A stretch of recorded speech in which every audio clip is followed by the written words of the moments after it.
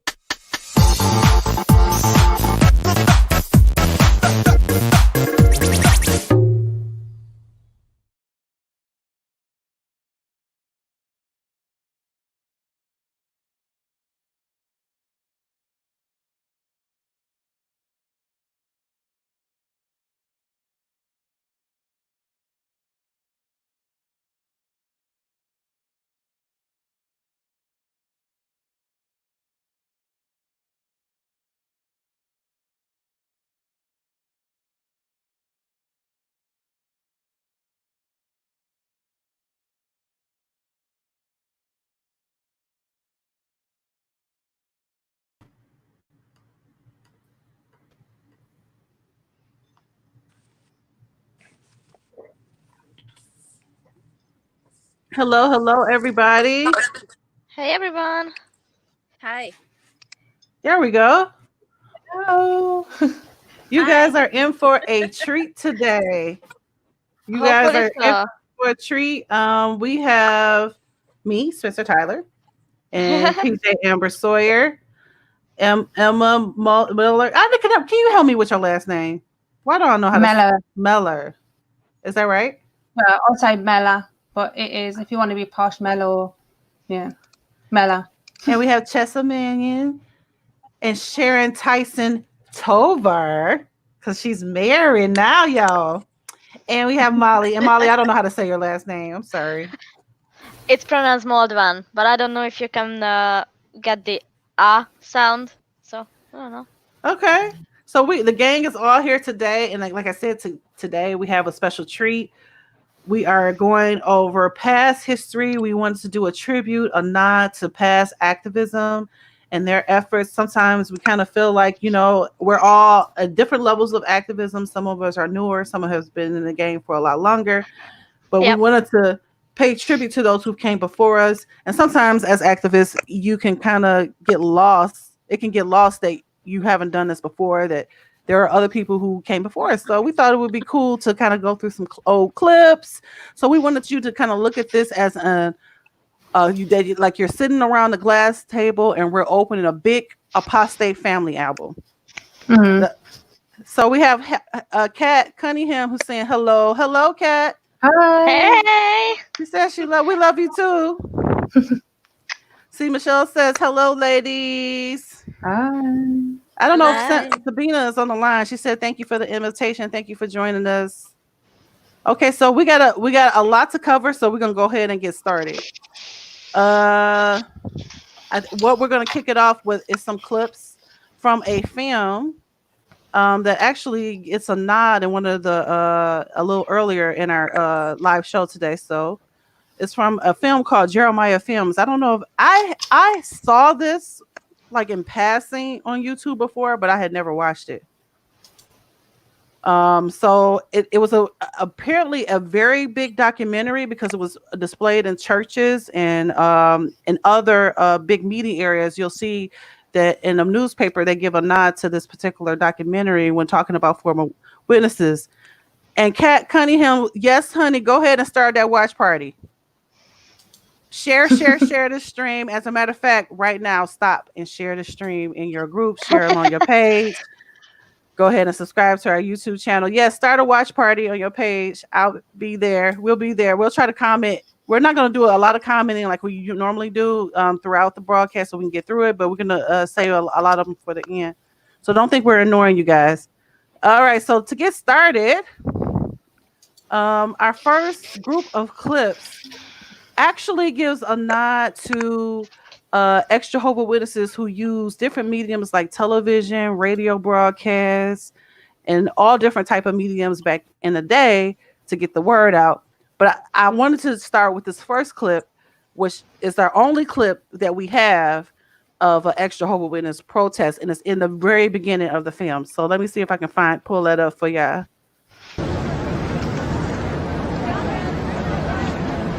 What is happening here may be unique in American history. The marches you see are not protesting unfair labor practices or advocating a political cause.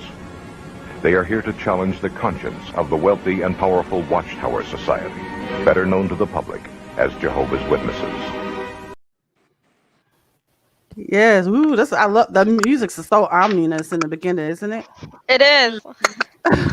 So yes, so as you can see, they're there with their signs, and that is a very old school protest. They're outside of the I couldn't make it out. That building, was that the Watchtower? Was that in New York? I think so. Yeah. Have we ever had protests in New York? I'm just wondering. Probably a lot of them take place there. Probably. Yeah, they had one November 5th. Oh, I don't remember what year it was. But it was the vast apostate army. They had went up to Warwick and protested. Oh, okay. Nice. And then our next group of clips, actually, it's 2 clips. This actually kind of shows the activism that would take place on television programs. So let's get to it. Former Jehovah's Witnesses disagree. Growing up as a child within Jehovah's Witnesses, I always thought that this was God's clean organization. But when I got older, I found out that there were divorces, there was gross immorality within the congregations, and that we were actually no different than the ones we were condemning. Side of the congregation, members would come to me with their problems, and I found out that even elders were involved sometimes in crooked business practices and in immorality. And I began to discover that we were really no better than the people on the outside of the organization. When I left Bethel, it was hard for me to even share with my mother and father what was going on up there, the drunken parties that went on, and the homosexuality and things like this. All right. So as you can see there, the activists are on TV, and they are speaking out against the Watchtower, and we do a lot of that. In our part 2, we're going to go into more depth, but we do still speak out on TV. And I don't know what the last brother or the last ex-Jehovah Witness, I don't know if y'all caught that last part. He kind of gave us some tea about something going on up in Bethel. He said something about that would make me want to go to Bethel. Right. He said, right. But then their issues were a little bit different, because what she spoke out was about them, I guess, the teachings, them saying one thing and saying another. And I think she also mentioned the homosexuality. So I guess, crooked business practices. Now, apostates today do speak about crooked business practices of the Jehovah's Witnesses.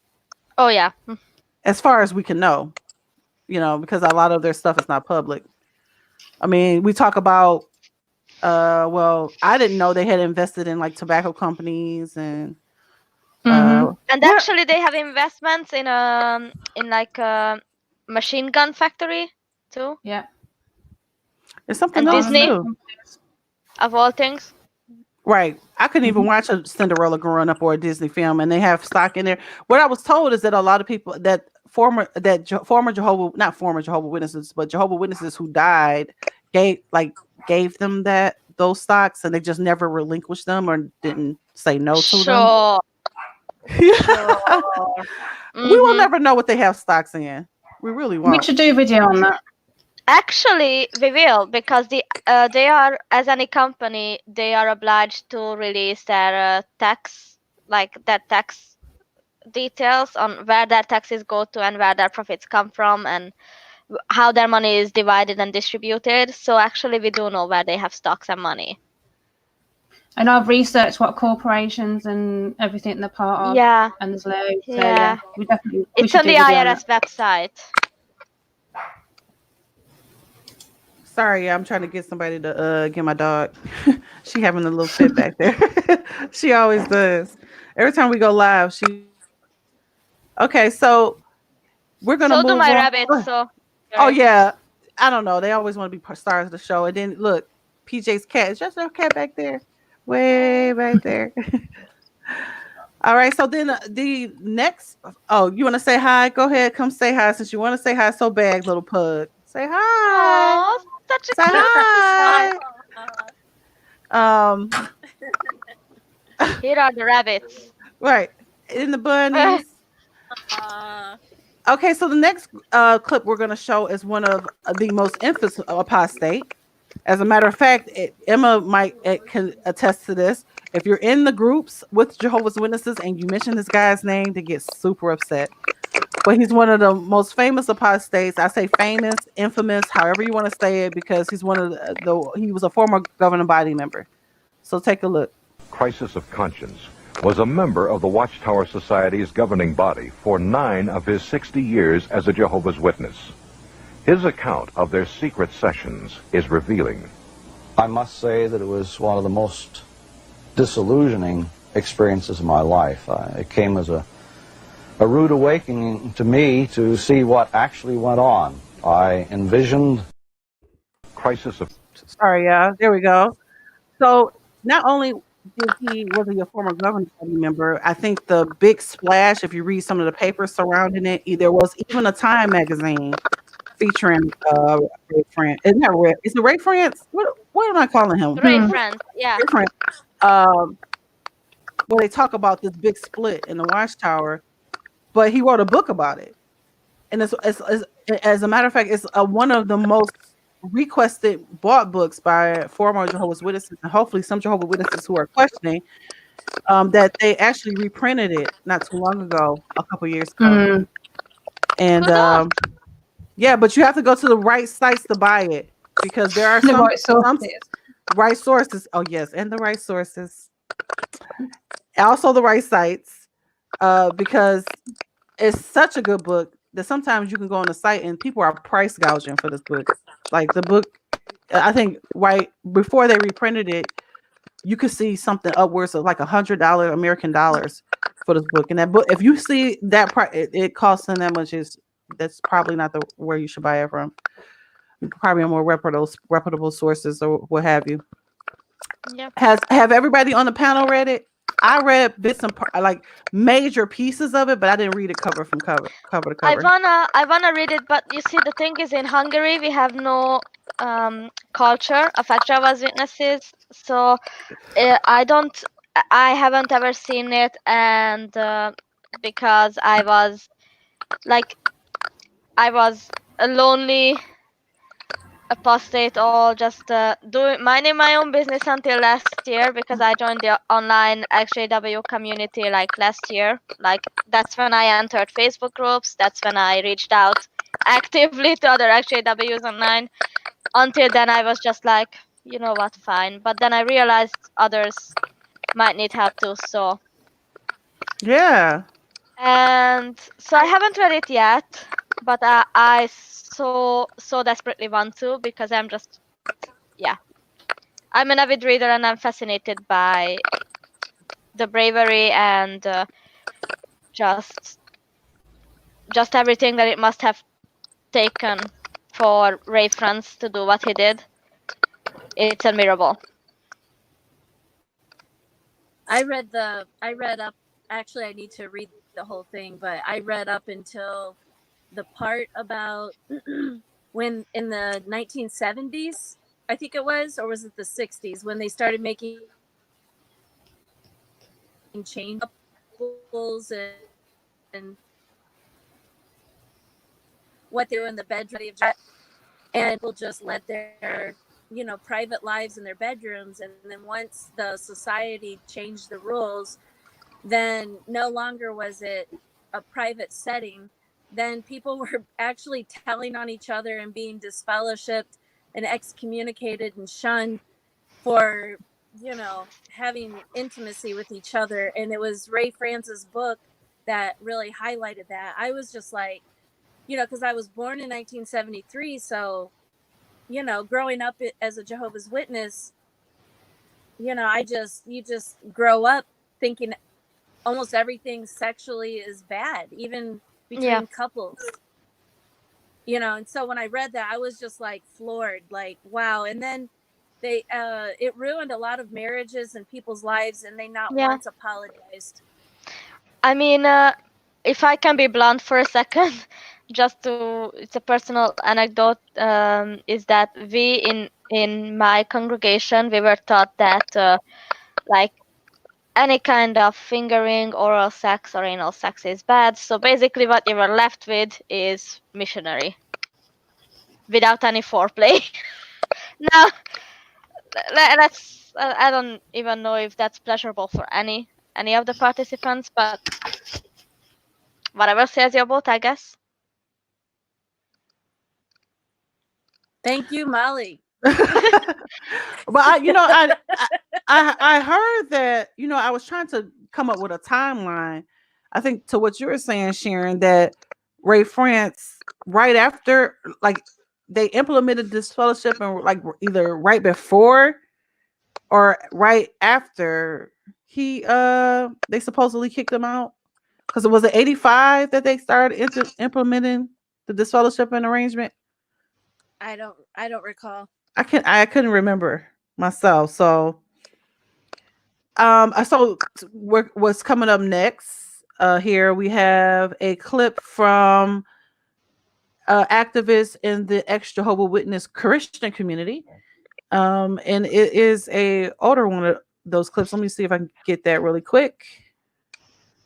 Hang on one second here. How many others are they wrong on? And once again, Watchtower fact was revealed as nothing more than contrived fantasy. Jehovah's Witnesses tried to get an explanation, but were unsuccessful. Apparently, for the governing body, nothing is so invisible as an unpleasant truth. Today, they are quick to deny their prophecies for the end of the world. We do know. And as you can see there's a little pearl line that goes across there. There was actually, if you go back and watch this documentary, I will link the documentary below. There is a couple who sits on a religiously themed program, and they are just blasting the Jehovah's Witnesses and talking about not necessarily doctrine, but just talking about their practices, much in the way that we do today. And I just thought to myself, how in the world were they able to pay for a TV spot just to do that? Because I don't think, like, nowadays you have to know somebody to know somebody to know somebody to get on TV or some type of specials or something like that. I don't know. You gotta grease some palms, that's for sure. So I'm just thinking, like, I just thought it was like super interesting that they were able to buy a TV spot, and I just wonder how the Watchtower responded to that. It was just so public, you know.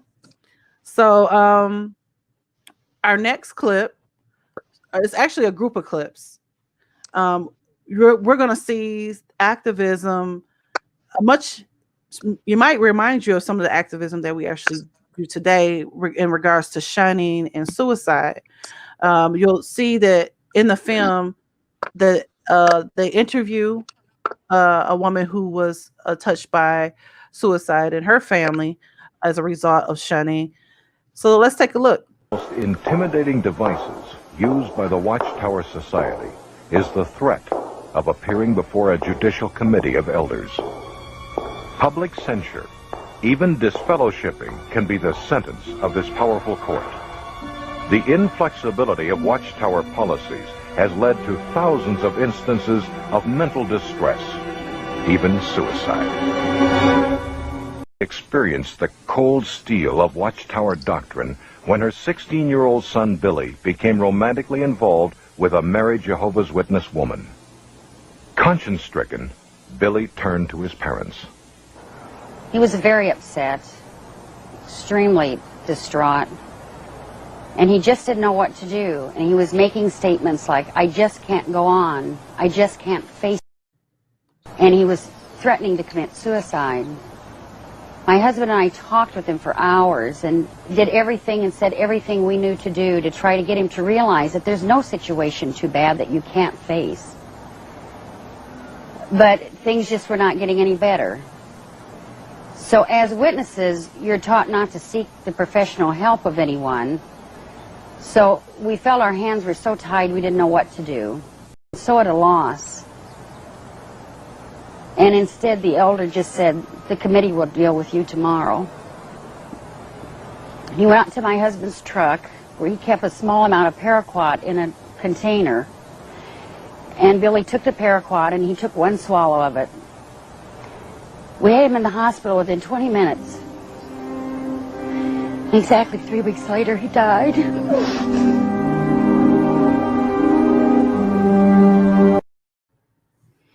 Yikes. Every time I see that clip, it just gets to me.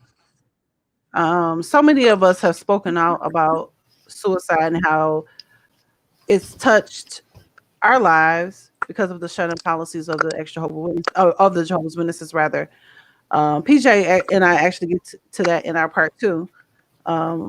So that is a form of activism that mirrors today.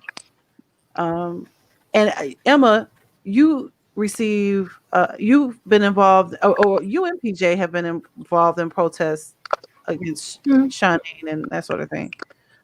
Yeah. And you, Sharon, Chessa, I'm sorry, I don't want to discount or leave you guys out too. I just remember PJ having this huge banner, so it's etched in my mind.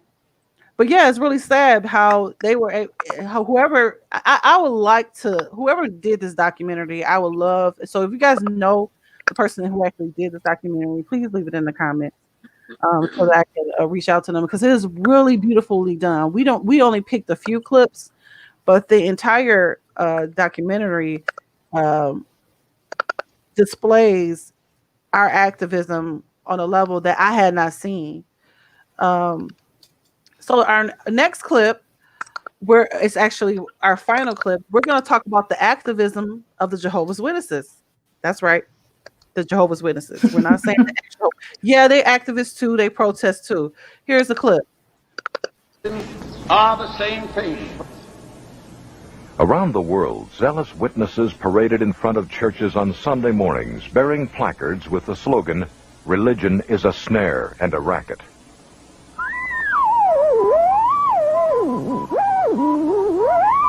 Keeping up with the times, the society constructed its own radio station, and by 1933, there were 403 stations nationwide broadcast. So as you see there, I don't know if you guys were able to see the clip, but they're protesting. They have placards, they have signs, and if you go onto JW.org right now, they have an article there like, should we protest, or is protest bad? And they really talk about how, in a really bad light, how they feel about protesting. But as you can see there, they are protesting. I don't know what they want to call it, but signs picketing outside of a church look like a protest to me. So, and it also said, if you notice at the end of the clip, they used mediums. They had like 400 stations playing their, I don't know, I want to say propaganda over the airwaves. So, oh dear Lord, it kind of reminded me of JW, what they're doing now with the broadcast. And I have to admit, I haven't really watched a full broadcast from them. Now that they're using they got their own studio, y'all, with with their JW News and all of that. I haven't really watched the whole one. It's kind of triggering for me to hear them talk. What's weird is that that studio will cost like $25 million. Wow, like really? Or am I mixing some numbers up? But I recall something with 25. Like I recall it being like $25 million, but don't quote me on that. Like double check it, because my memory is like not the most reliable, y'all. So don't drink the Kool-Aid on me saying that, please don't. But basically, it's supposed to be ready by 2026, 2025, 2026, but they are now saying that they are in the last days of the last days. So someone is lying. Well, I mean, are they? Does anybody know if they're building the studio? Like, is this Bethlehem's, or are they hiring an outside company to do it? Not sure. As far as Probably I know, free it's all labor. inside work, from what I've heard. Yeah, because when they built Warwick, they used only inside help. They have the RBC, so I think if they need supplies or anything else, I don't think they'll be going outside of that. Most likely, anyway. That's interesting. Yeah. So, in addition to protesting, which they don't call protesting, you guys might be familiar with a letter writing campaign, and I couldn't nail it down the year, but it was pretty recent, right? In recent history, where the Jehovah's Witnesses got together and wrote letters to Vladimir Putin, y'all, to get, because of the persecution and the crackdown on the Jehovah's Witnesses that they were doing here. And if you can remember, they were plastering some of the Jehovah's Witnesses, their faces on like news media, and at one point I remember crying because I felt bad, like, wow, that, you know, why is this happening? And I still do, because I mean, nobody wants anybody to get physically hurt, but at the same time, it just seemed like the Jehovah's Witnesses were making this like this was a new thing. Would you say, like, in the groups, like they was just Emma, that they was just like so distraught? That I think they even have a group that says specifically for Russian. Somebody sent me a screenshot of a group for witnesses in Russia, where they talk about it. They made such a huge thing out of it. Right. Yeah, but you know what's interesting, and I just have to say it about Russia, is that what's interesting to me is when the Russian witnesses were at risk of being literally murdered and captured and jailed and all that, they did not think to do Zoom meetings or online meetings or small gatherings of a few witnesses in their houses. No. Go out in service, get arrested, get killed, be martyrs. And Telltale actually brought this point up in his video the other day, that like, why didn't they do that? And I was sitting there like, yeah, why didn't they? Well, it just seems like to me, whether it's Bulgaria or way back in the day when when Hitler, during that time when they was writing letters, I guess, to Hitler, they seem to botch these type of responses to these type of things to me, because if you guys are listening, back in the day when there was a letter writing campaign from the higher ups and to some of the German leaders, including Adolf Hitler. It was Rutherford. Yeah, that infamous letter. You know, a lot of people felt like he was sympathizing with what Hitler was doing. It was, you know, that he was basically trying to make a deal. You know, would you say? I mean, there's a lot of information. There's a lot of information on that time period in the 1973 yearbook. Right. I found a lot of information in that one. And believe it or not, back in the day, they were a little bit more, if you read those publications, I don't know if it's newer people watching, they were a little bit more vocal and not upfront, but vocal about why they would not deal with somebody. I think they even name dropped somebody from the German Bethel as to the reason to make I'll let you read it. As a matter of fact, I'll link it below. So, hey, Anthony. We have Anthony Wilson from YouTube. Hey. Dr. Adams from YouTube. He said, your religion is a racket, our religion is a tennis ball. Thank you for everybody in Facebook saying hello. We say hello. Okay. So, speaking of that, you thinking it's brand new, we were able to dig up an article.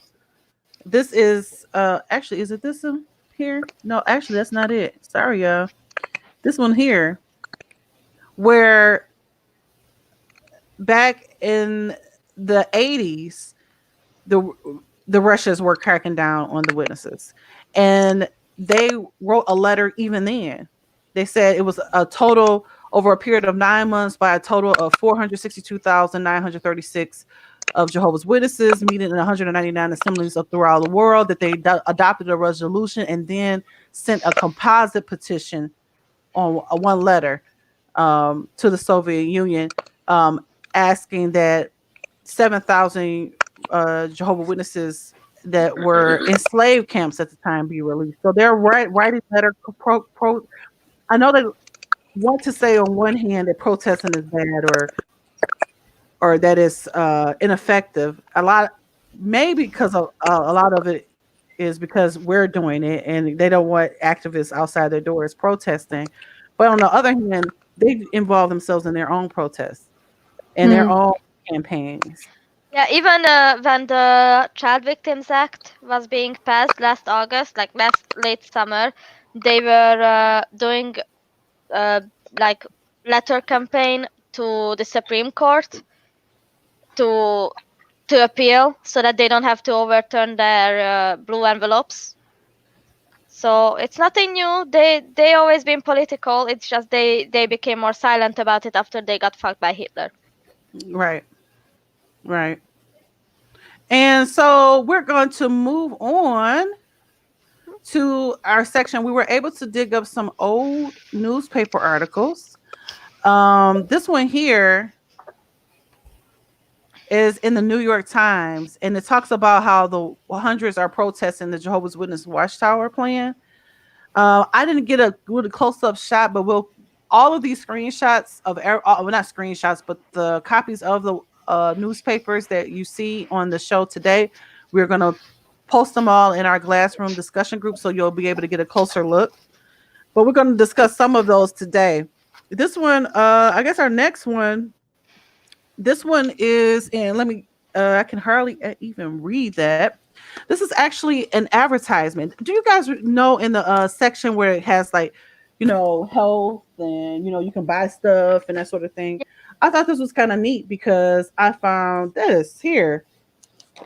It is an advertisement for a ex-Jehovah's Witness group. I thought that was kind of cool. That they used to meet up not only like in person. This is actually taken from a paper in Lancaster, Pennsylvania, in 1997. That's so great. Isn't it cool that they were in that the makes 90s? me so happy That they were meeting back then. Yeah, I know, right? It makes me so happy. They were not lonely, and imagine back then they didn't have the internet. Like, it must have been so ridiculously terrifying to wake up like before the internet age. Right. Like, even if you don't reach out to ExJWs, you can reach out to others, and that's such an ease on our generation or this time of existence in human history, that making connections never has it ever been easier. Like, imagine, would any of us be sitting here together without the internet? No way. Well, for me, I have to say I was one of those Jehovah's Witnesses that didn't have a connection to the internet. I mean, I had internet, but I didn't know that the ex-Jehovah's Witness there was any. First of all, I didn't even know it was a thing called an ex-Jehovah's Witness. I just thought in my mind to say somebody was an ex-Jehovah's Witness, I'm like, what are you talking about? Because it didn't register to me that it was a such thing. And so then on top of, I think what I got into the group because I was actually, there was back when I went online, when I finally went online, because it was just me for a while, y'all. I was lonely. I didn't have anybody to connect to, or didn't know that it was even a ex-Jehovah's Witness groups. But I connected through a old school message board. I hate to say this, but Eric Wilson had a message board that he was using before he went online and got Facebook groups. And it was like one of those this really plain looking discussion boards.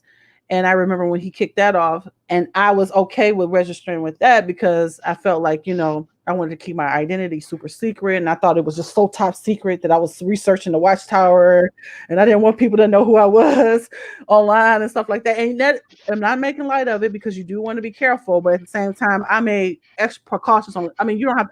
Nobody was looking for me that bad. I mean, I was not like a super spy or something like that. But yeah, so we had our own aliases. As a matter of fact, for those who's watching, my name was God's Word is Truth. So yeah, God's word is truth on that board. And then I discovered a Facebook presence in 2000.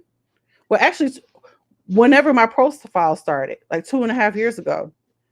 Wow. And then I got in my first Facebook group. It was a activist that's well known in the ex-Jehovah Witness Christian community. Her name is Sally Peterson. I think I was in one of her first groups. So yeah. Now everybody can connect with groups and stuff right away or even know that they exist. But even now, and we have technology, I just think that we live in a bubble. Because when somebody said, an ex-Jehovah, I'm like, an ex what? You can't be an ex-Jehovah Witness. Either you're a Jehovah's Witness or you're not. There's no such thing as you just an ex-member. That's how I thought back in the day. So yeah, I thought that was really cool that they with the extra step to put the ad in. Sharon, did you want to say something? Yeah, I was gonna say, can you hear me? Yeah. Okay. Yeah. I was just gonna say I can relate to what you're saying. When I first left, with my 4 kids, I had went into hiding, in the domestic violence program at first. And when I got out and the elders made sure I lost my job, 2 of my jobs and stuff like that, I couldn't understand what was happening to me. And I certainly had no idea that there were other people out there like me and my children. And so, yeah, it wasn't until, let me think for a second. It wasn't until a neighbor said, hey, well, we'll get into that on another show. But anyways, a neighbor said, hey, look at my phone, and he was like, look at this, there's an ex-Jehovah's Witness on YouTube. Well, he was one of the first ones on YouTube. I won't say his name. I'll save that for another show. But anyways, I was so enthralled. I was just like laying on the carpet watching this video, like my jaw could just drop, and then later there was another, one of my children's counselors called me and said there was going to be a TV show with an ex-Jehovah's Witness on it, talking about the cult that she came from. And I can mention that later too, but I'll just go ahead and mention hers. And that was Brenda Lee. She wrote Out of the Cocoon. And that was just a thrilling moment for me when I realized we weren't alone. But then I learned I had to go through the Job and Family Services. They had a free program, and I learned how to use a computer because my husband wouldn't let us have a computer in the home. I wasn't allowed to have a cell phone either. They were considered worldly. And so, I got a cell phone. I learned how to use a computer. I got online. I learned about Facebook. And then that's when the whole world just like opened up to me. And I'm just like, oh my God. But like you, Spencer, I also had an alias, but I had a good reason because I had, a stalker. That's a good reason. Yeah. And I was afraid of losing all of my contact with my grandmother. And if my relatives found out that I was, involved in this apostate stuff, exactly, I was so afraid. But yeah, the internet really opened things up to people. Yeah. Yeah. I mean, and then for me, at some point I was using my Facebook account, but the sex abuse cases was coming out, and I would run across I think I ran across one article one time and I posted it, and all of my friends in the congregation, all of my family was just going ballistic on the post. And then I made another post questioning about the sex abuse again, because I just couldn't let it go. And I didn't think it was a big deal for me to just talk about that, because I say that because I had been away for a little while. Like I had kind of not faced, I just hadn't been attending. And so I wasn't around them. And sometimes y'all might attest to this. If you haven't been around a witness for a while, you lose the board language. You lose the way of thinking a little bit. So they kind of, as a matter of fact, they might even look at you like, oh, she's spiritually weak or she's girly or whatever, you know, like she need to go back to the meeting. So I was in that kind of like layover. And yeah, so they would attack me. And I don't know, nobody didn't have to tell me, but I instinctively knew at that point that I just needed to make another profile. You know what I'm saying? And because it was, and I say nobody had to tell me because I didn't have if I would have been in these groups, they probably would have told me, you need to make another profile. And on top of that, they probably would have said, I mean, just the advice that I see, they would have told me about maybe using a masker like VPN and stuff like that to be able to help me navigate the internet or whatever, but I didn't know. And some of the things that I was saying, even though I did end up getting dissed for being an apostate, I would have got dissed a lot sooner. I just didn't know. I'm just asking a question. They're like, oh no, you're not asking a question. You're questioning the governing body. I'm like, what? This is crazy. Yeah. So yeah. So if anybody watching, we did an episode on physically in, mentally out, and a bunch of other acronyms. So if you need some advice on being a PMO and how to safely navigate as you research, we'll go ahead and link that in the description also below, because we gave a little pointers about all of us had different experiences, you know, in that. So yeah, I'm sorry that I keep looking onto the side. It's just I don't want the kids on my bed. Aww. So I'm just like, they want to be on mommy's bed though. No, I'm joking. I don't. They do. So the next newspaper clipping that we have here, I'm sorry, where did we leave off at?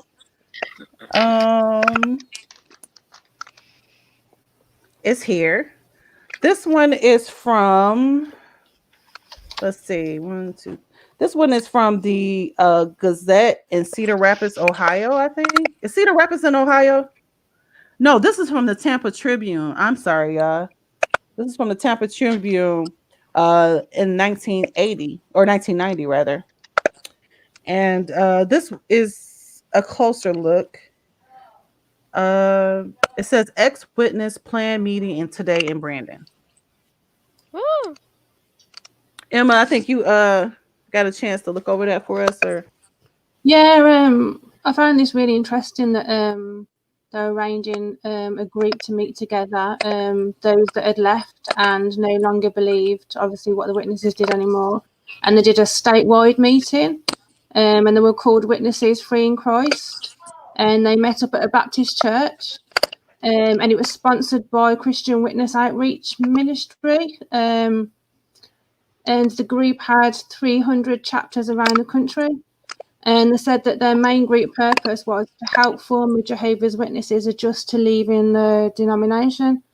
So that's kind of like what we use our Facebook groups for now. And they just did like the early version, which I find that really interesting. Yay, thank you, Emma. That is interesting because I have a group too. I have a little Jehovah's Witness group. I also have a Jehovah's Witness group. That one gives me a run for my money managing that group. But I'm trying to tell you. Tell me about it. I'm trying to tell you. I would not be able to do that, girl. All right. It's a mess, believe me. So the next article that we have is let's see. First of all, former Jehovah's Witnesses lament family breakups. This one was in the Cedar Rapids Gazette, and it was in 1988. And here's like a little closer look at it. And PJ Amber went over that for us. Yeah, I liked how this article brought out that it talks about 3 different women who were doing activism, and they were doing different kinds of activism. Debbie Klein, she was in the Cedar Rapids area, and she had reached out to others with a telephone hotline called Christian Love, and it has the number in the article for people to get in touch with her so that she could help them out. And then Joan Brandt, she was in Nebraska, says that she disassociated herself in December after 6 years being a witness. So she had been studied with, and she had 3 sons, age 14, 11, and 9. She studied with the witnesses and then joined the witnesses later on. And then 6 years later, she eventually learned about some things that she just didn't agree with, said that she compared Bible passages to those that were stories explained in the Watchtower, and it just wasn't adding up for her. And then you have Marcia Evans, who was also in Nebraska.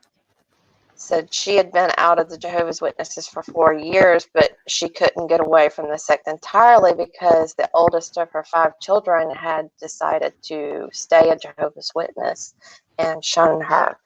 And she went on to discuss how the breakup of her family affected her other children, herself, her husband, and just it highlighted the different ways that the cult had affected these women and the ways that they were reaching out to help others. Thank you, PJ. And we still do a lot of that today. Yeah. Mm-hmm. I mean, I can't tell you how many times I'm in a private message, whether it's a Jehovah's Witness or ex-Jehovah's Witness, late nights, or they reach out, and these are long chat threads, or me personally, I've had to talk a few off the edge, which was kind of scary. You'll be surprised, Emma. You have groups, so that you could tell her, like some of the scariest PMs I've got. Even there have been some from Jehovah's Witnesses, not threatening suicide. So it really does affect people. Like, I've had people tell me that my group has literally saved their life, and that's just like, wow. And it just shows that it does affect a lot of people that way. Yeah. And then our next clip, or newspaper article rather. Let me get to it. It is it this one here? Yes, this one here is former Jehovah's Witness talks of life ruled by fear. I tried to get a little close up of it. You have to, I'm sorry, with these clips. He talks about being disfellowship, but Sharon's going to go over that for us. Yeah, this one touched close to home for me. The first woman that I'm going to mention that was mentioned in the article was Grace Guff. I think that's how you pronounce it. And at that time, there were only 4 million Jehovah's Witnesses. And now I guess they're saying there's about 8 million, possibly. They claim. Right. Anyways, so Grace was a Jehovah's Witness for 25 years. And she actually was disfellowshipped because she didn't believe in the 1914 prediction. And so in 1989, she was invited to Pennsylvania to attend an ex-Jehovah's Witness conference. And there were 400 in attendance. I'm pretty sure that was the Witnesses Now for Jesus conference, although it didn't mention the name of it. And so anyways, she became active as an ex-Jehovah's Witness activist and started sharing literature that she would get her hands on. At that time, there was a video called Witnesses of Jehovah, and she showed that at the St. Peter's Lutheran Church in her area. And the article says that they could barely take their eyes off of the screen, the people that were watching it. So then the article went on to talk about another female ex-Jehovah's Witness named Carol Siliker. And now Carol became a Jehovah's Witness as a result of being in an abusive marriage. So her husband was abusive. She had children. She wasn't sure what to do. So one day she prayed to God, and then like 2 days later, the Jehovah's Witnesses showed up at her door, and so she thought God had answered her prayer. And that's where I could relate to that, because I was in an unhappy early marriage, actually to an ex-Jehovah's Witness, and I was just studying. And it was abusive, but I didn't realize that at the time. And I had 2 young children. And I prayed early one morning, and that God would send somebody to study with me. And the next day, it was the next day, Jehovah's Witnesses showed up at my door. So of course I thought, oh God, you answered my prayer. Anyways, so this back to Carol. So Carol was only a Jehovah's Witness for 7 years. And the comments that she made in there was that when they kicked her out, she really felt like committing suicide. It was worse than losing her husband that she lost in death. Her husband died, and she felt bad for even saying that. But that's how much trauma shunning causes. And so then she also said that she regrets that she joined Jehovah's Witnesses when her children were young, because after being disfellowshipped, one of her daughters and her grandchildren won't even speak to her. So she's experiencing, as an elderly person, the bluntness of shunning. And one last thing, they mentioned in this article, Carol mentioned that she had come into contact with an organization called the Good News Defenders. And when I looked that up, it actually took me to something called the Berean Call. So I'm not familiar with either one of these, but there was a recent post in March from the Berean Call. And evidently the guy that made this post in conjunction with the latest things that are going on with the coronavirus, he mentioned that he wrote a book in the 1980s, I believe.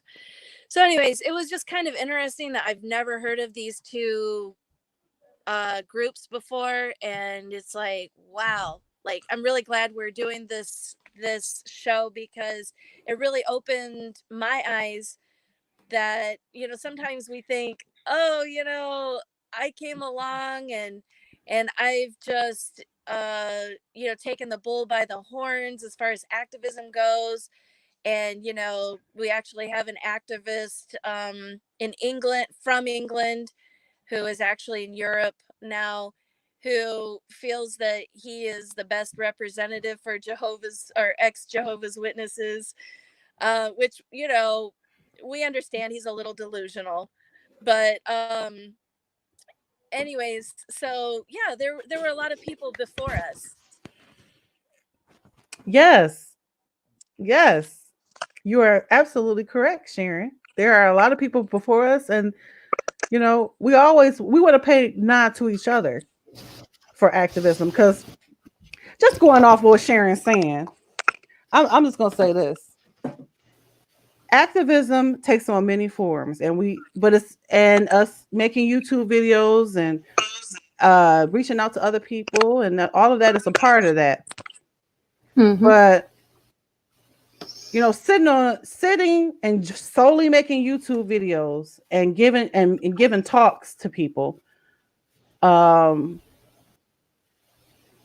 much of that is activism if you're not reaching out and doing other things? And I'm not saying that it's not a big important part, but it's other things to just being a YouTube star in the ex-Jehovah's Witness community. I mean, is your audience going outside of the ex-Jehovah's Witnesses that adore you? Are you reaching out to the Jehovah's Witnesses? Those are the ones that are trying to get out of the watchtower. That's who you're trying to bring down the tower for, I would imagine.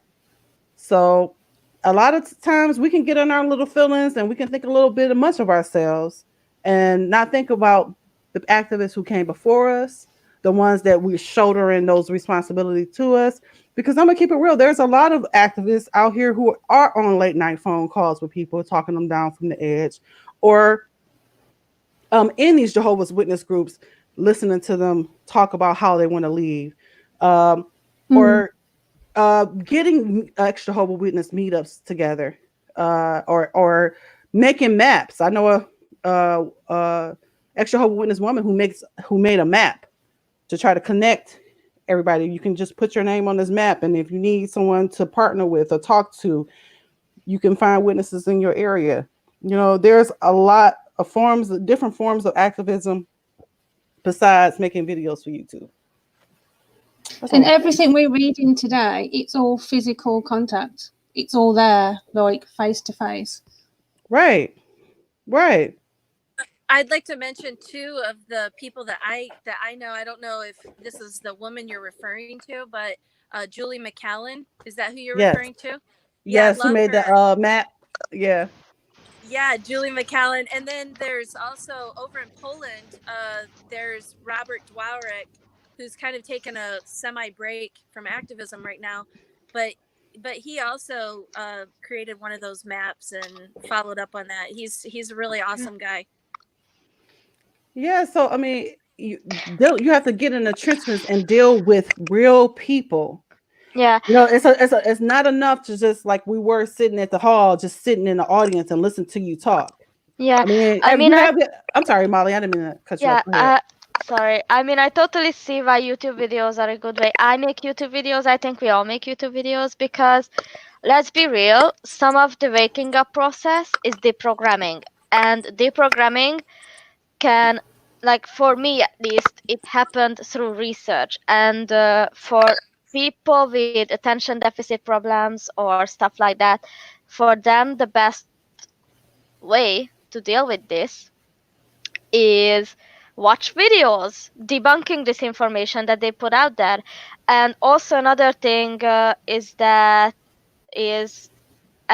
he's not an ex-Jehovah's Witness, but I love that he says that, and he reminds people that is why he does YouTube videos, not for the fame, is that Mr. Atheist tends to say that I don't make YouTube videos to like hate on these people who I'm reacting to. I'm making these videos because I want fundamentalists to be challenged. I want to be a force that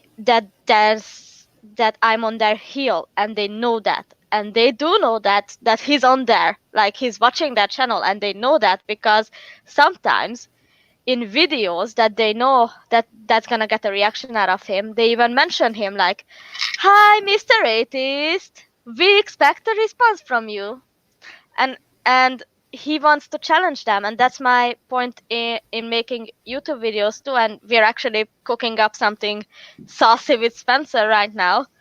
Get ready, ladies. All right, y'all gonna miss that one.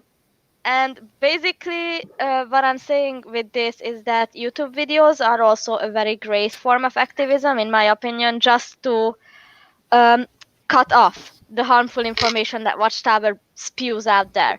So that when they Google Jehovah's Witnesses, they don't see the JW.org videos, but they see Telltale, they see Mr. Atheist, they see Molly, they see Spencer, they see whoever, they see the activists rather than That's a really good point. That's a really good point. And the thing is that, but it's not the sole thing of activism. Yeah, definitely. I'm not gonna put any names out there, but activists who cannot even be bothered to talk to their subscribers or complain about it openly online. I mean, and call do it you drama, do you only want to just make YouTube videos? You don't want to actually reach out to your audience. You don't want to connect to your audience. So, I mean, it's something we all have to be mindful of because, I mean, we're all in the same. Go ahead, Molly. Were you about to say something? Yeah, I mean, when you actually want to help people and they reach out to you, you cannot call it drama. You cannot make it look like it's a burden on you. You need to keep in mind that these people, we're all damaged. I am damaged. I have oh my god, I can't speak. Religious trauma syndrome. I have anxiety. I have depression. I can barely leave the house because I just get so overwhelmed by being surrounded by people and loud stuff and everything coming at me at once.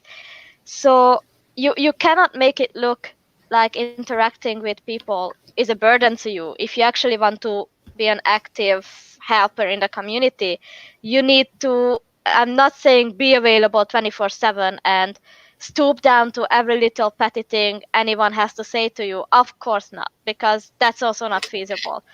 You need to find the balance and kind of filter out the worthy causes, the worthy people, those who actually need help, and those who actually just want to get a reaction out of you and want to just pick bones with you and interact in petty, like, yeah, stuff like that. So you need to be mindful of who you let in and who you devote extended periods of time to, but also you can't make people feel like they are drama and they are burden and oh, it's so stressful. Of course it's stressful, but then what are you doing, boo? If you don't want to, if you want the guts, like if you want the glory, you gotta have the guts too. Right. Like you gotta get your hands dirty. That's a really good point, because activism can be stressful. I mean, when it is stressful, I take a break. I didn't do that before, but it's important to take a self-care break, because to Molly's point, there are some people that's just drama for no reason. I mean, but that's in ex-Jehovah Witness world. That's just people, period. People are people, whether the ex-Jehovah Witnesses or not. And sometimes you just don't have that to give. You don't have it to give. Yeah. You can't give what you don't have. So it's the same with Go ahead, Emma. Sometimes some of us activists as well, like I've got anxiety and I do physical activism and I push myself to do that and it drains you. So you do have to have time off. You can't do it. You can't do it 100% full time. Yeah, and never mind the fact that it takes a lot of, not just the physical act of going there. Like I plan to go to battle and all that. Like it's not just I need to book tickets, I need to organize this, I need to book that, I need to It's not just that part. It requires brain capacity, a lot of brain capacity, so that you don't look like an idiot and make a complete fool of yourself, because obviously you don't want to do that. You want to appear ready. You want to appear, I'm not gonna say bullshit like fearless, and you want to appear like whatever like that. No, that's bullshit. You're gonna be nervous, you're gonna be excited, you're gonna be a bit irritated, tired and angry, and sometimes unfortunately it's gonna show. That's okay. And a lot of us activists, we put in long hours. I mean, yeah, it doesn't just shut off. I mean, like it doesn't shut off. I have a full-time job, and I try to do at least one solo video. We have the glass table, and let me tell you, the like sound checks, the research, the everything we do, it takes a lot of time. And well, some of us just can't allow to be working from home all the time and being IT guys who just need to put in like 4 to 5 hours a week and get big money, and then just go spend 10 hours a day on YouTube videos, because some people just need to get paid. Right. Okay, so our next article actually is, oh no, not this one here. Actually, it's this one here.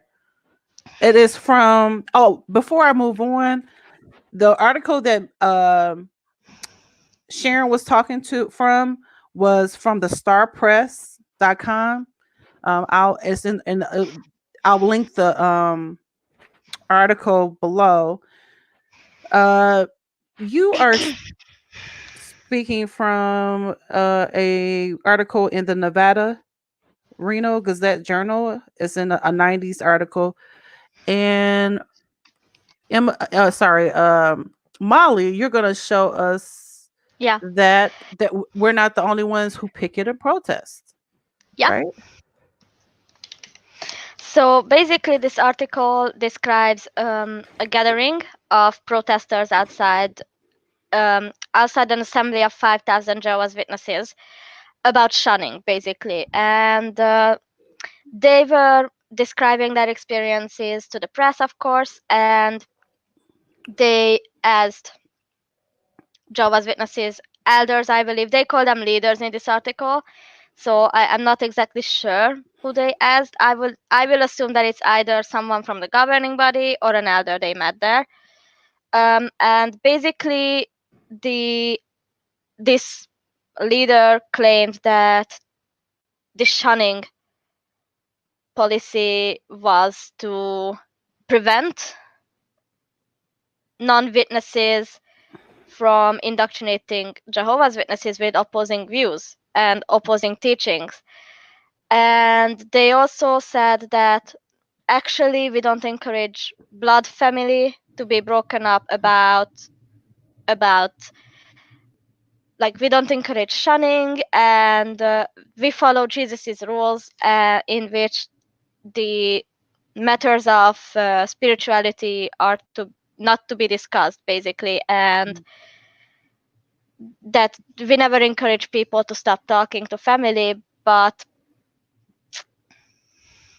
basically we all know that shunning is shunning, and some Jehovah's Witnesses actually take it to heart that they only don't interact about like religion, but will interact with family otherwise. But most congregations actually completely discourage contact with family members, and I've seen it happen in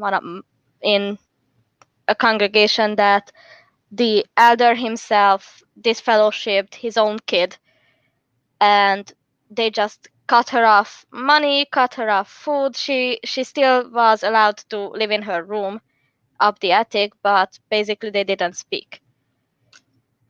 So I don't know how that is not discouraging people from talking to one another, but maybe that's just me. All right, thank you, Molly. Thank you, Molly. And our next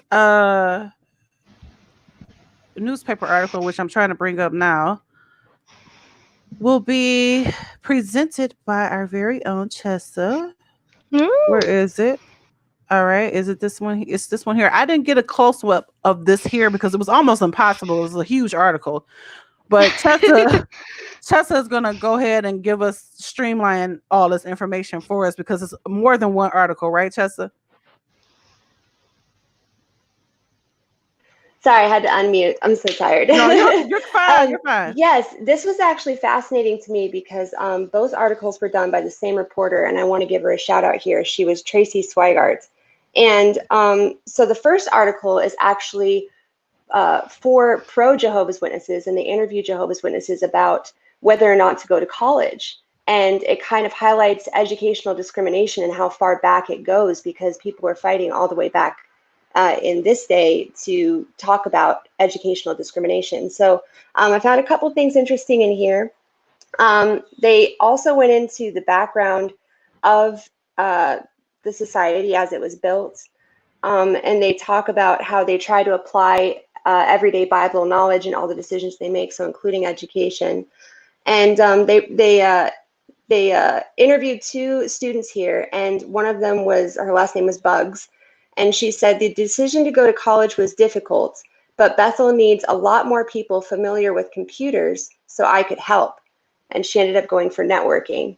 And then it also went into how at the end they talk about someone who got baptized, and she said, this is no fly-by-night religion. It wasn't as strict as I thought it was. I was impressed. I saw that it was the truth.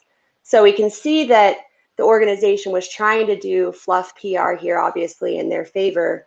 But the next article is called Teachings Don't Jibe, Ex-Members Say. And so they go into asking people who are former members about what they went through. Steve Davis, who was an elder, said, "We are not a cult. We don't follow a single person. There's nothing Jehovah's Witnesses do that are secret. Our meetings are all open, but no collections are taken." That's what the witnesses say. But he ended up saying, sorry, I missed it. He was a scholar, a Bible scholar, and he said their mistranslations are specific translations. There are some doctrines where Jehovah's Witnesses differ from historical Christianity. Their teachings are cultic, and the mind control is exceptionally cultic.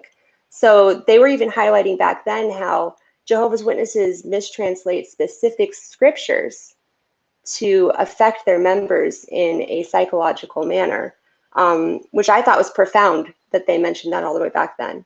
And then there was Carol and Bob. They asked for their names to be changed, but they went into their story and how they experienced being shunned. So they covered shunning.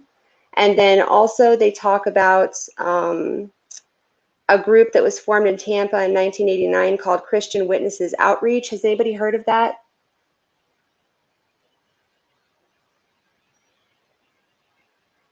I hadn't heard of it before, but I thought Sharon had heard of it before. And then they also go into the blood transfusion issue, and they also talk about the Setners. Were you asking Sharon? I had you on a full yes. screen. I had you on Gotcha. Yes. So, had you heard of that one before, Sharon? I think her mic, your mic is muted. Okay. Can you hear me? Okay. Yes. Had you heard of that one? That doesn't ring a bell, but I mean, unless it's the same thing as BRCI conference, have you heard of the Setners? I haven't heard of Christian Witnesses Outreach. No. Have you heard of the Setners? Yeah, the Setners. She started Witnesses Now for Jesus. Okay, yeah. Joan Setner. They were also in this article too, which is super cool. Oh, okay. Yeah, so they ended up talking about blood transfusion policies. They really covered everything in this article as far as what's wrong with Jehovah's Witnesses except for the sexual abuse. So, I mean, I love that they brought out both points and kind of gave this a fair go. I think it was really illuminating, and I really liked the way the reporter framed this article. I think everybody should read it. It's a really good narrative. Thank you, there is. Sharon. I actually, a year ago, I traveled to Sacramento. I was a guest speaker in Sacramento for the Witnesses Now for Jesus conference. And one of the speakers I was just amazed by, and she goes way back.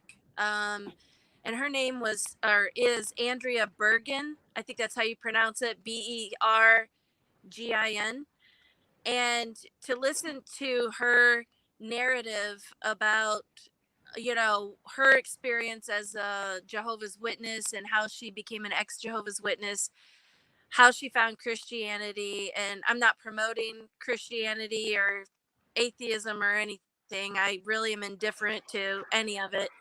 But anyways, out of respect for her, she is an awesome person and her experience was great.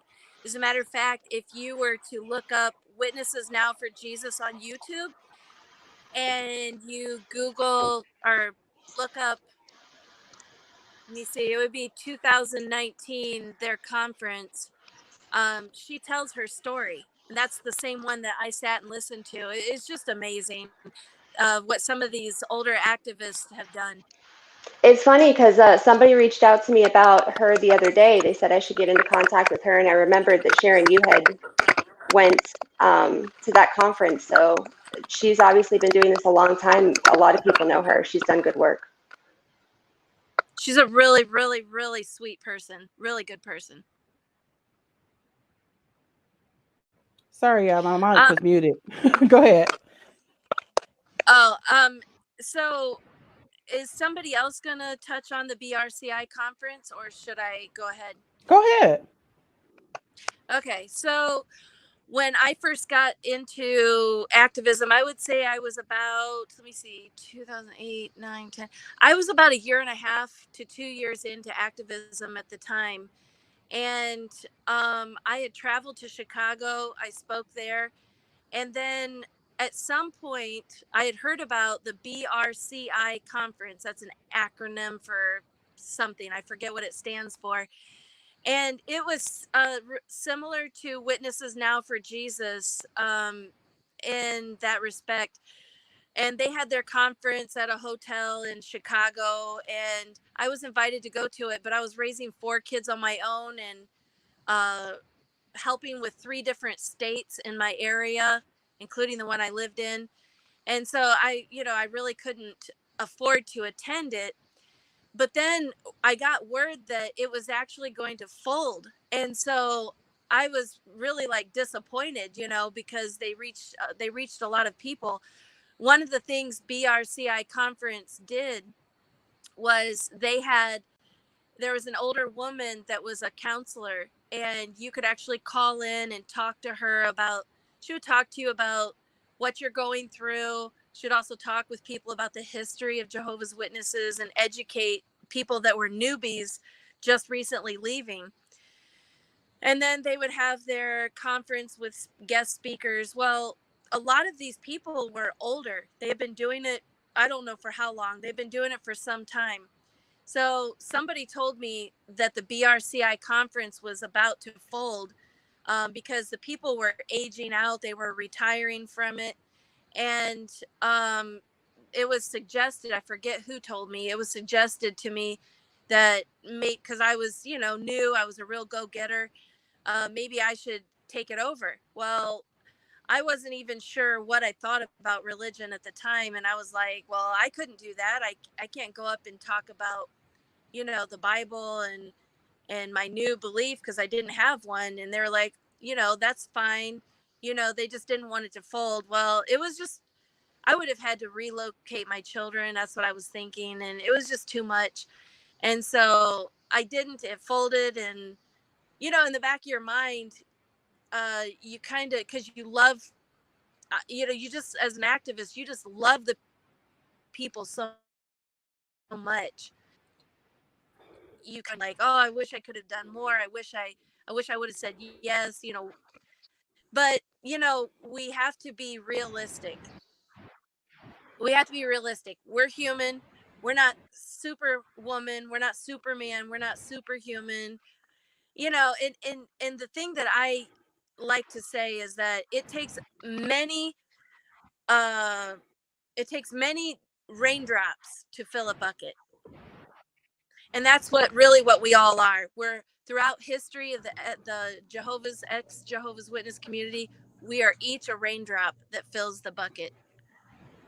That's a really good analogy. Because then at that point you realize that not only are you important, but you were part of something larger. It's not just you. Right. Yeah. Yeah. And it's definitely not a competition. And I think it's some of the top activists tend to forget that it's not a competition. It's not like I'm the number 1 apostate, I'm the number 1 this, I'm the number 1 ExJW. Like, and why do you want to be the number 1 apostate so bad? Like, what does it do? This is why. I'm trying to get my fingers in the camera. Yeah. Yeah. Money, like, yes. Dollar bills, y'all. Dollar bills. I just want to say I want to say at this juncture, you guys, that you can also comment or ask questions or say anything about the program or even comment on the program by joining us by clicking the StreamYard link in the comments. If you notice, when you click the link, it will take you backstage, and we will we'll chat with you privately as you come on and let you know when we're going to let you go on the show. You don't have to come in showing your face or a video. So if you're a PMO or just somebody just plain don't want to show your identity, there is an audio function only. And if you don't want to join us on the show, you're more than welcome to drop comments in the below or on YouTube or on Facebook, because we're streaming live in both places. Before we move on, we have one other person presenting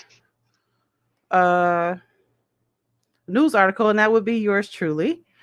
The one that I had, I thought was pretty fascinating because it was a. Can you guys hear me really good? Yeah. Okay, because I don't want to just be rambling. I can't hear me now. So the one that I had was a duo. It was a father and son couple who, not couple, but father and a couple, not a couple, but a father and son, but a couple of ex-Jehovah Witnesses who were disfellowshipped together. Let me see if I can bring up the. Did I bring up the news article? I can't remember. Here's a picture of them right there. Let me take this banner up so y'all can really see it here. Sorry. See? This is in the Arizona Republic in a 1987 May edition of this paper. And I just thought they were just phenomenal. I don't know if you can see me. I'm right here. There is the article here. It's here. And again, we're going to put these articles in our Glassroom discussion group so you'll be able to see them closer. But what I loved about this, and let me try to get a different copy so that I can read it a little better, because even I am having trouble reading this on the screen. But anyway, they spoke out about the fact that a Jehovah's Witness was disfellowship for playing bingo with senior citizens. Now, I did not know Jehovah's Witnesses can be disfellowship for bingo, but apparently that is what happened. And also, they also spoke out about witnesses being disfellowship for joining self-help groups, such as Alcoholics Anonymous, because they're viewed as a false religion. Now, I did kind of know, because my father suffered from addiction, and he was not given options to go to get to help. As a matter of fact, he was discouraged because they felt like the organizations or the people who offer help for recovery for his addiction were religiously inclined. And in any case, what was fascinating about this was that they launched a support group for former Jehovah's Witnesses. They even put the address here. One of the witnesses commented that they knew personally of 3 Jehovah's Witnesses who committed suicide. So it seems like there's a running theme that in some of our articles that witnesses speak out against suicide. But what I found most interesting was that they quoted that there were, at the time of print, that there were 25 to 35 lawsuits pending against the Jehovah's Witnesses, and they were filed by ex-members, and that most of them claimed defamation of character, mental anguish, or restraint of trade, which I have to look up restraint of trade. I'm not really sure what that means there, but that should be an interesting project here. But it also talks about, they also were quoted as saying that they really had no idea how many lawsuits were taking place at that time because there was nothing published to their knowledge. Which made me think about today how hard it is to know how many lawsuits that the Watchtower actually has. Like, we have the benefit of having the internet. They didn't have that back then, so we can look at public records a lot faster, and we can connect with each other a lot faster, because the apostates then more than likely could only connect with each other locally. Or with the internet, we can connect with each other globally, much like you see on the glass table today. We are all from different parts of the world. But anyway, there was also a lawsuit for shunning, I guess, because of the disfellowshipping arrangement. But I thought that this was really interesting that, you hardly ever see family leave the Jehovah's Witnesses together. And not only did they leave, they were apostates. And not only were they apostate, like an apostate duo, but they started a support group. So they were actively in activism, and they were featured in the newspaper, another medium in which we use today to try to get the word out about the harmful practices of the Jehovah's Witnesses. So I thought that was interesting. And again, we're going to link all these newspapers in the Glassroom discussion room below so that you guys can look at them, and you should be able to have like a viewfinder to be able to look at the articles and kind of zoom in on them, because we were all able to zoom in on them, right? Yeah. To be able to look at them. Yeah. Actually, about the AA and the 12 steps, I believe that JWs are not allowed to attend or ask for that kind of help, is because AA and the 12 steps are notoriously based in Catholicism. So guess they don't want that to clash. And as a recovered addict, Telltale has a video about about the 12 steps and better alternatives, and he actually has a degree in the psychology of addiction. So he's, I believe, as an addict himself and with a psychology degree specifically for addiction, I think he's a quasi reliable source to go by. So yeah, that's why they cannot take the 12 steps, because it's the wrong kind of God. Well, okay, so I'm sorry, Sharon. I think you're on mute. Go ahead. Yeah, we actually do have it's not a professional, we don't have like counselors, like drug and alcohol counselors, but it's more of a peer support group online. Dwayne MacArthur runs that. And also Rick Bear helps with that, I believe. But anyways, there is help out there for those that have addiction. If they still have the JW mindset that they don't want to go to AA or NA, there is a Facebook group, and it's I can't think of the name of it. It's like Jehovah's Witness recovery, addiction recovery group. But anyways, Dwayne MacArthur runs that.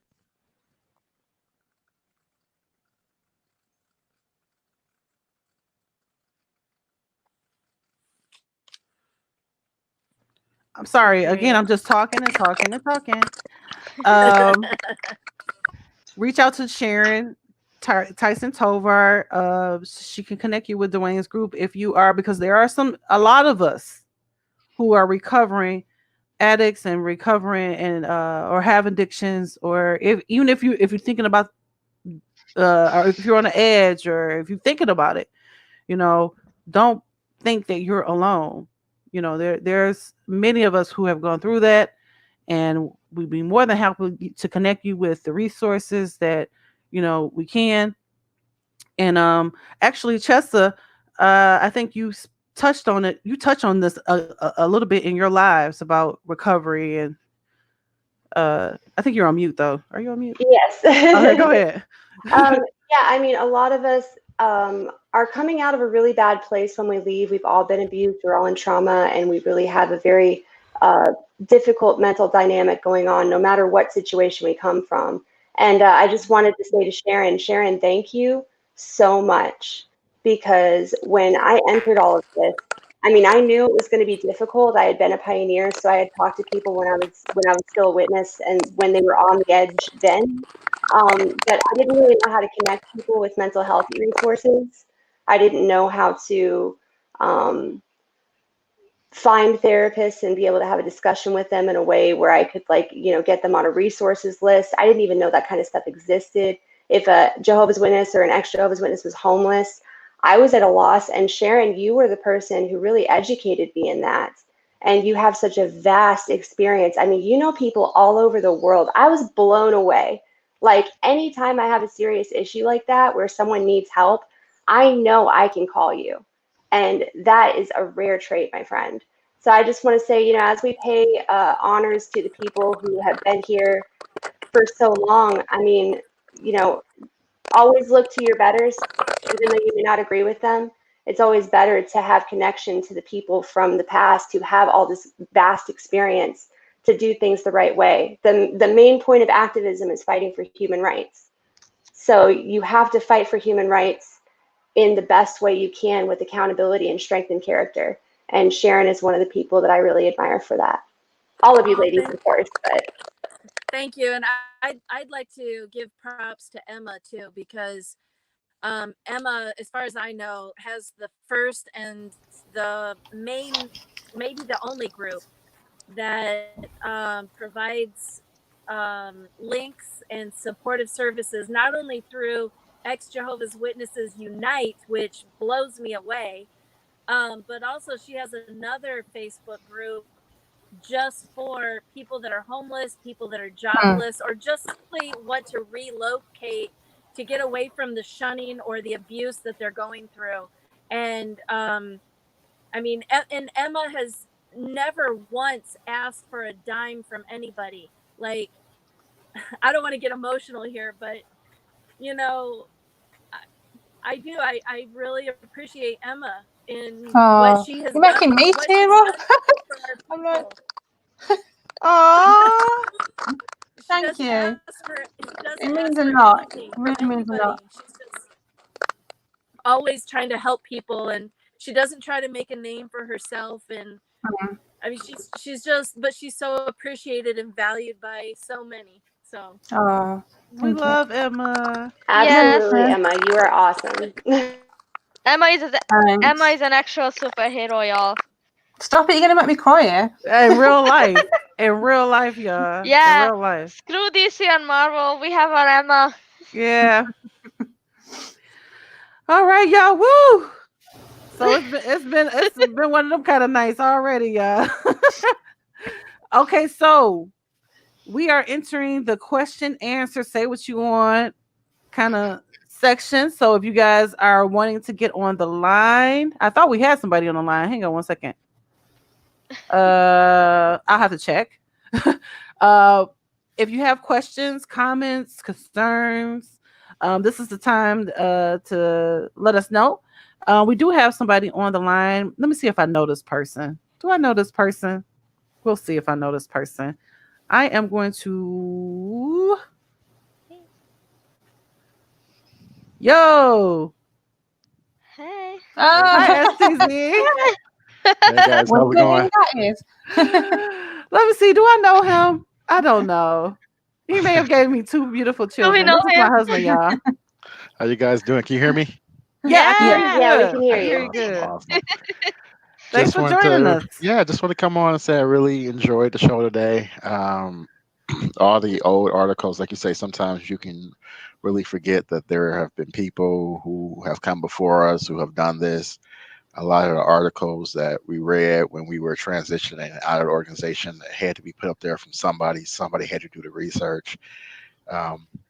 It's probably a lot more easier for us today because we have the aid of the internet. Like for me coming up and me waking up, I mean, I had the internet, and that was a huge thing. I couldn't imagine having to go through the same hurdles without that as help, without someone linking together countless times that the watchtower was wrong, countless times that they changed their stance on things. Without somebody doing that for me, it would have been almost impossible. So I am grateful for them. I'm also looking forward to the future so that I in turn can do this for somebody else. I mean, it may not be to the extent or to the level that those first original apostates did, but looking forward, I know that I can leave a mark behind, even if I'm not necessarily pulling people out the organization one by one. Sometimes just sharing how I got over something, sharing a trial that I faced that turned into a triumph. Anyway, it was really encouraging. While I have you here, this is actually, we're going to talk more in depth about this next week. But I'm putting you on the spot. I hope you can remember this. Do you remember telling me that you used to be in tech forums and that some people would post Kim and Mikey's videos, and you would, that's how the first time you became exposed for like apostate video? Yeah. But you was actually going there because the Watchtower forbade us from using tech, but you was kind of like in this underground little club, right? Can you tell us about that a little bit? I don't know, just in that moment of waking up where you're like, okay, I'm at the point now, everything they told me not to do, I'm gonna do. So it was just, they were really the first apostates that I'm gonna say air quotes, apostates that I came across. And they didn't appear like apostates. Like they weren't the angry finger wagging ones that were saying, to hell with the witnesses. And, they weren't that type. They were kind. Like they were still married. You know, they hadn't given themselves over to, you know, wayward ways. Like, you know, the witnesses say what happened after you left the organization. So for me, that was a great experience. I mean, I did come across some who were obviously damaged and had trauma after leaving the witnesses. But I mean, I think, Mike and what was the name? Kim. Yeah. Those were the Kim. first ones I actually had experience in seeing. And it's sad that, like, I don't think they make videos now, or They do actually. Oh, they are, do. yeah. Okay, awesome. Okay, I thought they had stopped for a second. They've been doing it a long time, because when you was looking in the forum, that was about 10 years or 15 years ago, right? Oh my. They did take a break recently, and then they just, because they were deciding what they were going to do, and thankfully for a lot of their fans, they came back. Yes. They're an awesome resource.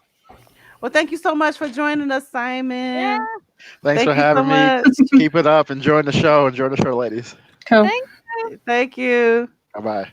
Bye-bye. That's my honey, y'all. Yeah, that was a nice one. Yeah, I know. That was a nice little change of place. Hey, Sharon's back. Yay. Okay, so now we're going to do our Q&A. And to kick it off, we actually had some comments that were, I guess people were kind of anticipating our little episode, which was nice. Mm-hmm.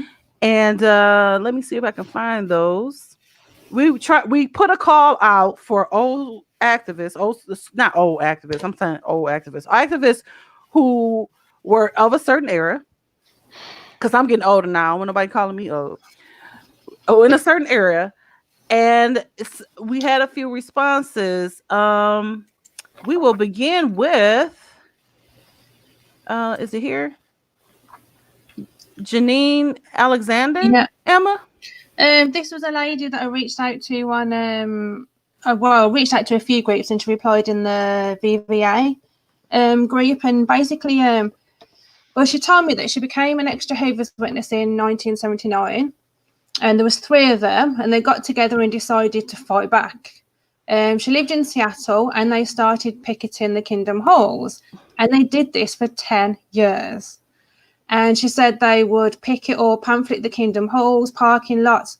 The witnesses got violent with them and would twist their arm behind their back and drag them across the gravel. And she said it was like being back in the trenches back then picketing. We were actually, they hooked up a reader board to a trailer on the back of their car and drove it around the Kingdom Halls in the Seattle Center. And she was saying that they were a very active group. They set up meetings for ExJWs. They had recorded messages that witnesses could call in anonymously. And she said that they put a recorded message on a number on, they put the recorded message and the number on this reader board and rode it around Seattle. And they also arranged TV interviews, newspaper articles in the Seattle Times. So that's just crazy, thinking that back in 1979, people were doing this, and she did it for 10 years. Wow. Emma, we have, you actually have another one here, actually. You got another response from, let me see if I can put it up here. From my Angie Spencer. I love Angie, if you're watching. Here you go. Yeah, love you, girl. I asked as well, can you put that back up? Because I didn't put that one on my phone. Oh, I'm sorry. Go ahead.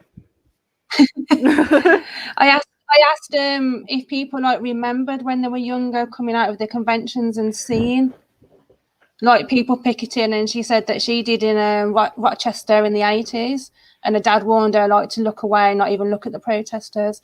And I remember that myself, coming out when I was younger. What are they doing over there? Don't look, don't take any of their literature. And I was kind of like, why? I remember the apostate.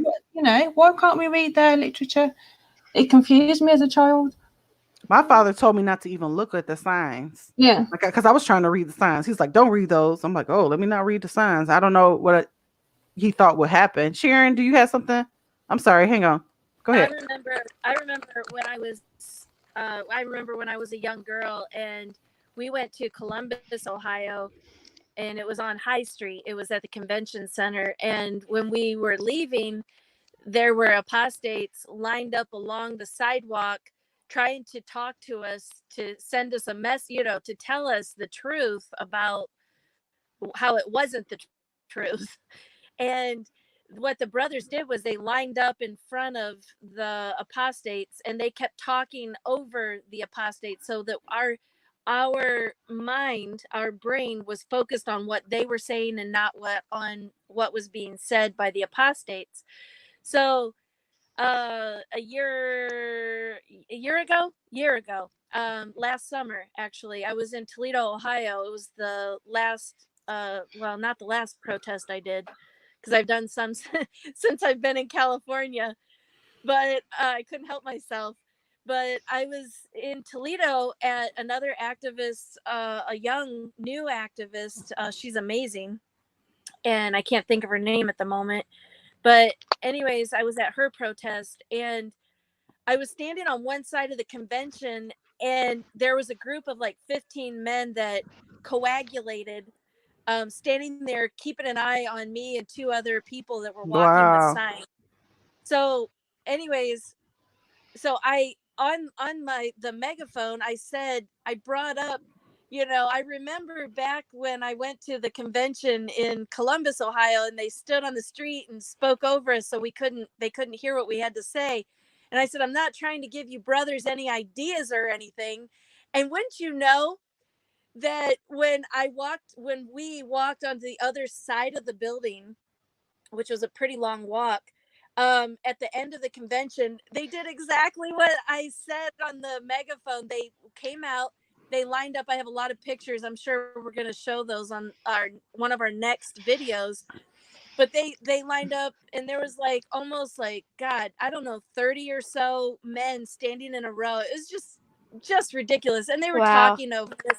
But the thing is, if you're going to do a protest, take a megaphone, because they can't talk over a megaphone. Let me tell you. Make sure you have a permit. Get a permit. And I actually borrowed that megaphone from Annette Carter Black. And so what she and I initiated was, for every protest that megaphone goes through, we write the date and the name of the protest. And we have the people sign that were at the protest. So she's trying to fill up the megaphone. Yeah. All right. That's really cool. That's so neat. That was really neat. I'm not sure about. Oh, sorry, keep on. Oh, I just wanted to mention one more thing before the show ends. Just a couple of names of some a different generation than we came, from, a different era, like you mentioned. Okay. And Andreas Cole from Canada was, just a totally outspoken activist. Andrea Bergen, I mentioned her. William Bowen has done a lot for the people. And Lee Marsh she goes way back with the history of the activism. And of course, Barbara Anderson. And then we have Paul Breninge from Denmark, who wrote Judgment Day Must Wait. He goes way back. And then we have John May, who is one of my husband's favorite activists. And I just wanted to say, he was an elder in Ireland. And when he found out that Ray Franz was disfellowshipped, he actually put himself in debt by purchasing a plane ticket for him and another brother. They flew to Brooklyn, New York. Wow. They wanted to. Wow. He knew personally some of the people on the governing body, and he wanted to talk with them about why they disfellowshipped Ray Franz and how wrong it was. And do you know that the governing body wouldn't even speak to him? They wouldn't give him the time of day. So he's another one. And then, of course, we have Martha Irwin, who a lot of people know Martha. If you actually take the time to talk to her on the phone, she can tell you about the history going back about 30 years. And then last but not least, one of the people that really had a big effect on my life and my children was Brenda Lee, who wrote Out of the Cocoon. And that's all I have to say about that. All right, Sharon. Thank you so much. We missed another critical piece of activism, and it's taking care of each other, because we do take care of each other. I mean, as activists, Yeah, definitely. we go through things. We have stress. We broke. We don't have money, and I mean, we go through those periods as well. And we need to, and we take care of each other, you know. And I think that's awesome that he was willing to fly out there and take care of friends. And we have probably so many stories of that we can share that we Yeah, have. I checked some like ex-Battleites out, and I'm not naming names. Like there are multiple channels who are ex-Battleites from Volkill, from Warwick, all that. So you can check them out and find them. I think if you like search ex-Battlite, you will find their YouTube channels quite easily. I'm not naming names for a reason. Like I'm not endorsing anyone. Okay, at this point I'm like, you know what? Okay, don't get I'm not Molly started. responsible. I'm washing my hands. I'm pulling a Pontius Pilate over here. So, like, some of these ex-Battleites recount how when Battleites are let go, they don't have a profession, they don't have a career to fall back on. So they just basically, what do they do? Like, what are you gonna do with yourself once you lose your housing? Because once you're not used Right. for battle, what are they gonna do? They're gonna like chuck you off the street. And what are you gonna do when you lose that like minimal income and your source of food and shelter? So it's like crazy, and it must be so freaking scary for Battleites now, because they were a few, like 2 years ago or so, they were letting all of like a big mess of them were being let go. I just can't even imagine how freaking scary that must have been. Just Oh crazy. yeah, I remember that because it was some Bethelites that I knew that were let go, and to see some in our family, and to try to see them trying to adjust on the outside was crazy because, like you said, they don't have schooling. They been out of the real world for so long, so that you even have to get adjusted to that. We're gonna move on to our question and answer portion. Or as a matter of fact, it's not really question and answer. We're just gonna look at some of the comments here. And let's see what some of the comments that we missed here. Well, I don't think we spoke to Adrian from YouTube. Hello. Love the English. Love the English accent, it says. It must be Emma's accent. English? Yeah. I said to him, I haven't got a posh one. I'm a Brummie, so. Oh, is this your response here? Yeah.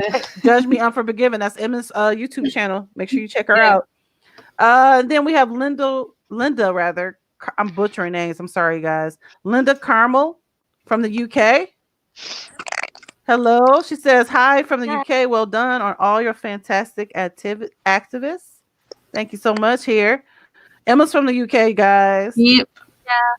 And we have Elaine Gray. Hello, ladies. Hi. We have Go ahead. I'm just looking forward to be able to move out of the house because I have so many things I want to get started, and now I feel like a fucking fool for not doing them earlier. But now anyway, COVID-19 would have screwed it all over. So you know what? Maybe Mother Nature was like, it's not time. Take a chill pill, girl. Right. We got from YouTube. We have Nigel Rowley. He says, I search, find, and post news stories, information on YouTube in the form of a brief video. Nice. That's my small contribution. I'm not looking to make money out of this. Thank you so much, Nigel. Yeah. Because I'm gonna tell you, in doing this project, we had to actually subscribe and pay for articles. Yeah. So the work that you're doing, it is truly a service. It is. And a labor of love. We appreciate you for that. Yeah. And Nigel's been at the London protest with me, but you know that's part 2 next week. So yeah. Nice. All right. And then we have. Oh well, we know who that is already. Let's see here. This greetings from Madrid, Jose Fernandez. Thanks for watching us. Hope you're staying safe and taking good care of yourself in these like scary times. Europe is like, we're all locking down, y'all. Yeah, he actually mentions that. He says he sends us much encouragement in the quarantine. We have been there. They have been there for 3 weeks, and they have 3 more. So And he is Jose's daughter actually has COVID. Oh my God. Oh, well, our thoughts go out to you. Yeah. We send positive vibes your way. Believe me, we're thinking about you because there are so Yeah. many, like in our area. We represent really various parts of the world where the cases are exploding. Yeah. So I definitely, Yeah. my heart goes out to you and your daughter. Hope she recovers soon. And Yes. without any damage. Complications. Yes. Yeah. Yeah. Dr. Adams says from YouTube, we love you, Emma. That's Draven. Oh, is it Draven? Hi, Draven. Love you, Emma. She's like, that's Draven. Take the compliment, girl. David joined our broadcast. He says, He's my bestie, so we speak to each other all the time, you know. It's like, and he's one of our biggest supporters. So we thank you so much. Yeah. Draven. We love Draven. David Wickham says, thanks for joining us, David, by the way. Yeah. He says, great subject. Bill, am I saying the right name? How do you spell the last name? Is that Setner? it looks like it, yeah. And Joan Setner were pioneers of activists, OG sort. Wow. Bill appeared briefly in the Witnesses of Jehovah film, and Joan was different. And Joan was different forms, but since the 90s. Oh, wow. Wow. Speaking of which, my mind is blown. Speaking of which, the documentary that we showed clips earlier today. So if you are watching this and catching the end of this, when you go back, make sure you hit hashtag replay to let us know that you're watching this. Let me see if I have it here. It is probably. I'm sorry, y'all. Let me see if I have it. I will link it below, but because I'm not gonna go through all of these news articles. But I will link it below. David, the documentary that we did clips on actually was featured in a news article in the 80s or 70s. They were talking about how popular it was and how it was shown in a lot of different places. So check it out. I know we clipped it, we kind of chopped it up a little bit, but it's worth the watch. Yeah. I mean, it's old school, but it's really well done. Really well done. Let's see here. Comments. We have David again here says that Leonard, oh, I'm not gonna butcher the name, and Marjorie were also in the Witnesses of Jehovah's movie. Leonard assists Edmund Gruce, who wrote the book Monuments to False Prophecy. I've never heard of that book about Beth Serum and Beth Shan. Now, Beth Serum was an online revelation to me because I had no idea that even happened. I don't even think I would have even connected the dots to figure out that Beth Serum it was even happening. I think they did a slight mention maybe in the Jehovah's Proclaimers book, but not enough to make me think that it was a false prophecy, of course. Yeah, I only learned about it from I wanna say Telltale because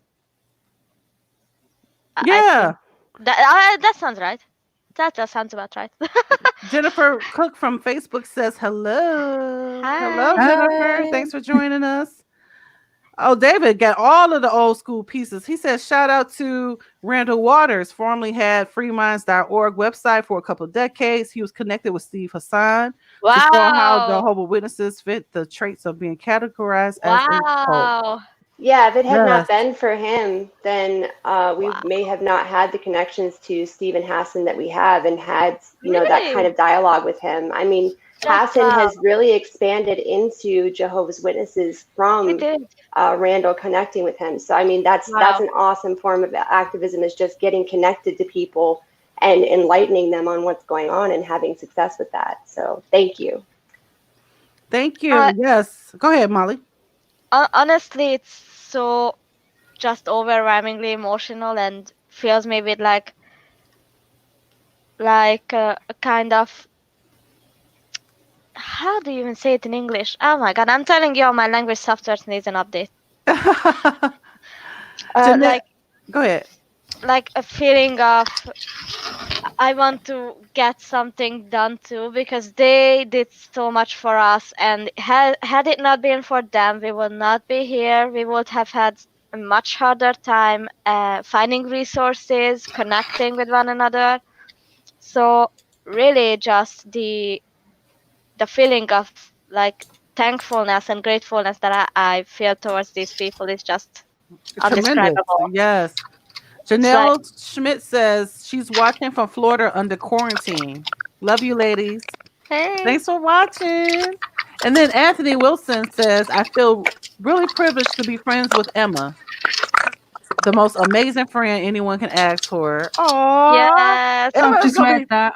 Emma's is gonna I'm gonna touch on Anthony next week and Raven, because they both helped me major with my activism, and I wouldn't be able to do as much as I do without them. So thank you to you guys too. All right, guys. Well, that's all what we have for today. Did anybody have any final closing comments without giving away next week? Nope. No? Okay, so next, go ahead, Sharon. Go ahead. I'm sorry.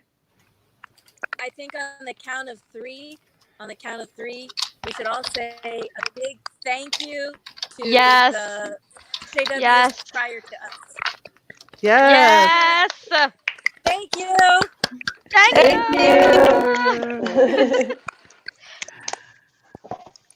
you. And next week we will talk more in depth about current activism and our efforts now, what we're doing in order to pave the way for future generations. And then we are going to have a special part where we actually talk about other activists who are doing the same thing. Not just us on the panel, but we want to hear from you guys. So if you guys have any stories or you want to talk about your activism, make sure you reach out to us in private message, through the Glass Table page, or any one of the ladies that you see here on the panel. We'll be able to help you. Next week, we are going to put out our times hopefully really sooner, a lot sooner this week than we did this week. We was kind of later. So you'll know in advance a lot sooner our times for this week. As a matter of fact, hopefully we can discuss it after the show, and then we can let you know when we'll be live next week. Make sure you subscribe to our YouTube channel if you haven't already. And I think that pretty much covers everything. We thank you all for joining us. If you have any questions or comments, make sure you link them in the comments below here on YouTube or on Facebook. And make sure you join the Glassroom discussion group. If you want a closer look at some of all of the articles that we compiled, they'll be there so that you can pore over them and look at some of the stories. And I guess that is it all from us. We thank you so much for joining us, and I guess we'll speak to you soon. If you don't meet us in the glass room, right? Yeah. Hopefully you'll meet us in the glass. I keep calling it the glass room. Is it the glass room? It's the glass discussion. The glass table discussion group, people. Don't look for the glass room. There's no such thing as the glass room. Well, it might be, but we're not going to be in there. Don't go looking for the glass room. It's the glass table discussion. All right. So thank you guys for joining us. We'll talk to you soon. Bye, everyone. Bye.